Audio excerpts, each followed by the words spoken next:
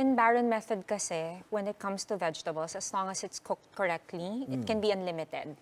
So Okay. the bare minimum for kids, well, especially for our kids, is we ask them to have their plate at least half gulay.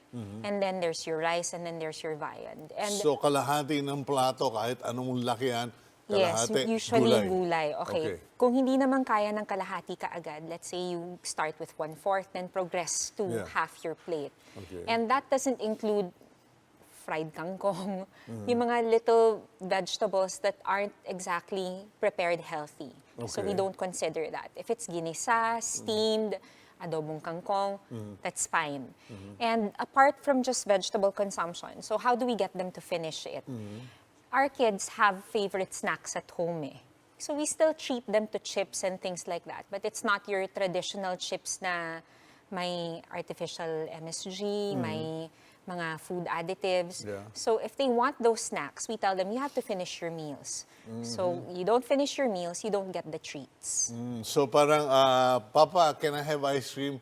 Only if you do the vegetables. Yes. Or Only Papa, if you finish your plate. yeah, your- or can with your I plate. play with my toy already? Yes. No, until you finish the food. Yes, even watching TV. So the question becomes, oh, they have their favorite show on. Okay, did you finish your food? And there's a time, I mean, we don't let them sit there for the whole night until they decide to finish their food. We time them just to develop the habit of not na nakababad dyan yung pagkain, tapos nakatunganga.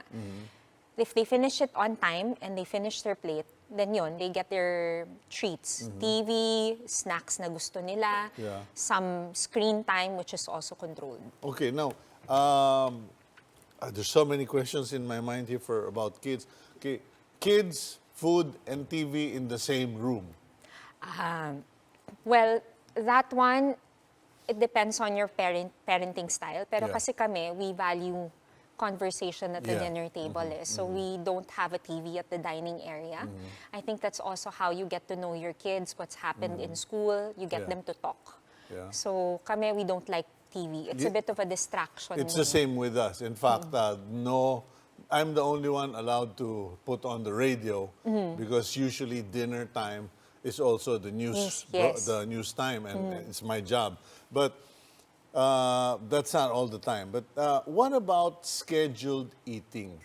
Okay. Because there's also that argument na brainwash ang bata to eat because it's breakfast time, it's lunchtime, and it's dinner time. And my wife told me in Europe, you feed the child when the child is hungry. You Yes. don't require the child to eat or sit in the table even if they're not hungry. Well, in our case, we have set times for eating. And the reason for that is they can say that they're not hungry. But the problem is once you feel hunger, it's more or less too late.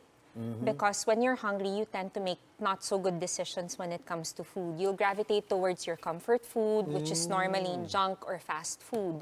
So we try to battle that by making sure that before you get hungry, you fill up your tank na kaagad. So in our case, iba-iba for different kids. It depende din yan kung anong oras sila pumapasok sa school. But we make sure that we send our kids to school not on an empty stomach.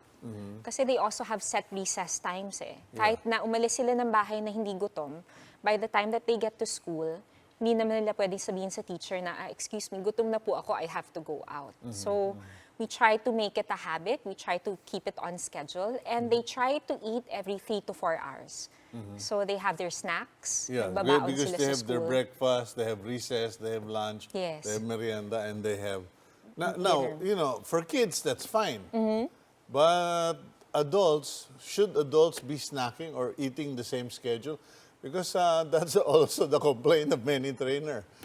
Sir, you eat 6 times a day. You eat 6 meals a day. Huwag ka na lang mag-training, ganun din Hindi naman. It depends also on the quality of food that you eat. My husband and I, we eat mga ganon, six times a day throughout the day. But it's always front-loaded, meaning we eat most of our meals and our snacks before the sun goes down.